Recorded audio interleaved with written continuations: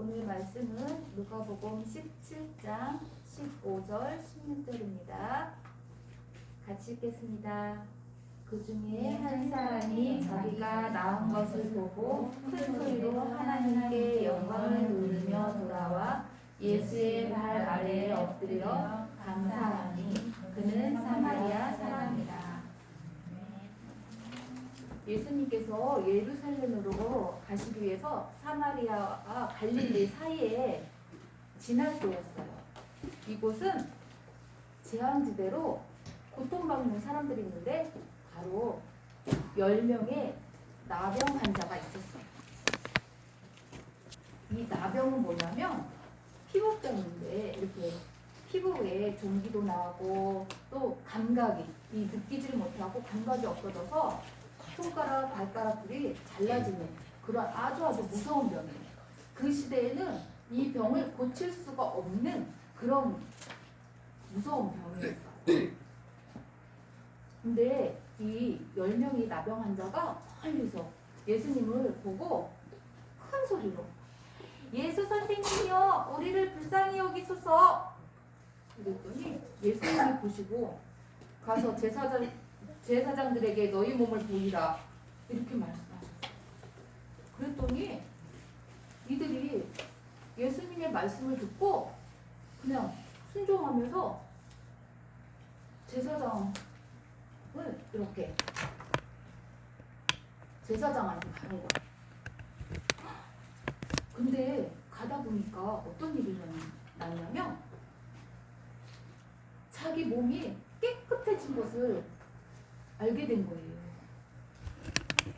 그래서 그 중에 한 사람 이렇게 다 모든 사람들이 하나님의 10명의 나병 환자들이 예수님 말씀대로 말씀에 순종하여서 제사장들한테 가다가 자기들 몸이 깨끗해진 사실을 보고 놀랐죠.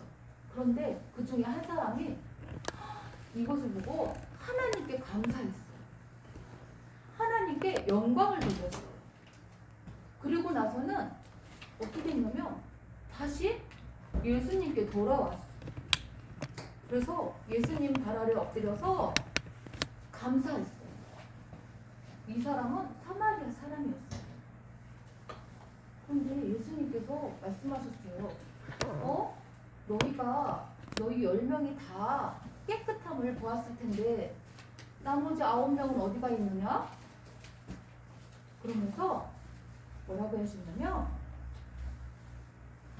이방인에게 이 사람에게 일어나라 네 믿음이 너를 구원하였느니라 이렇게 말씀하셨어요. 오늘 나병 환자 이야기처럼 환자는 복음이 없어서 희망이 없고 절망 가운데 사는 사람들이 많이 있어요. 이 나병 환자들처럼 인생의 모든 문제를 해결하신 누구를 만나야 돼요?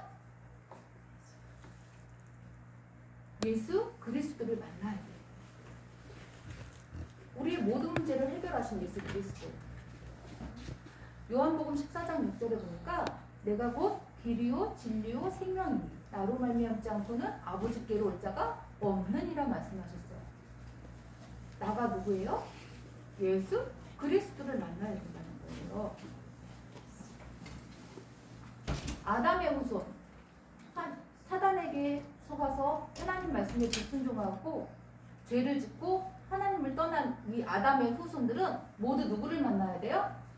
예수 그리스도를 만나야 살 수 있는 거예요.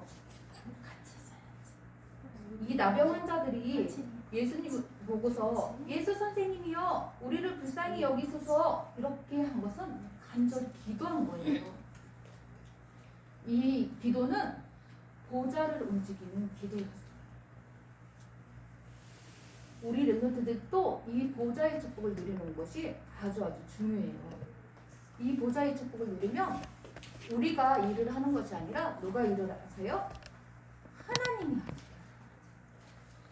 그래서 우리는 하나님의 말씀을 붙잡고 기도하는 렘넌트들. 그런데 우리가 기도할 때 어떤 일이 벌어지냐면 이렇게 우리가 간절한 마음으로 기도할 때 천사가 와서 금향, 금향은 뭐냐면 금대접 있잖아. 금대접에 우리의 기도문을 담아서 하늘로 하나님께 전달 이렇게 올려드리고 하나님이 주신 응답을 우리에게 갖다 줍니다. 이렇게 우리가 기도할 때 놀라운 일이 벌어져. 그리고 이 보좌의 축복이 임할 때 이 나병 환자들이 깨끗하게 나은 것처럼 보좌의 능력이 나타나는 거예요. 그래서 우리는 기도하는 것밖에 없어. 아멘? 하나님이 일하시도록.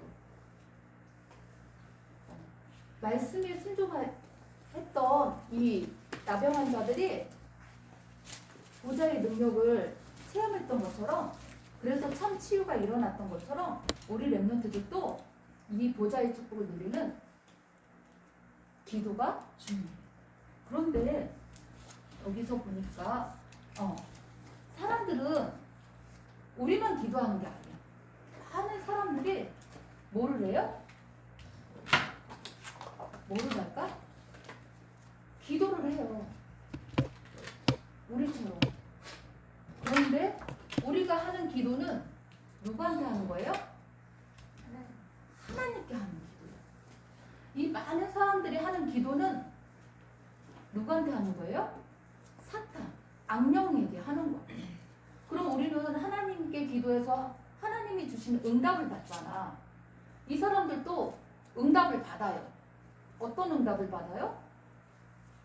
마귀, 악령이 주는 응답을 받아요.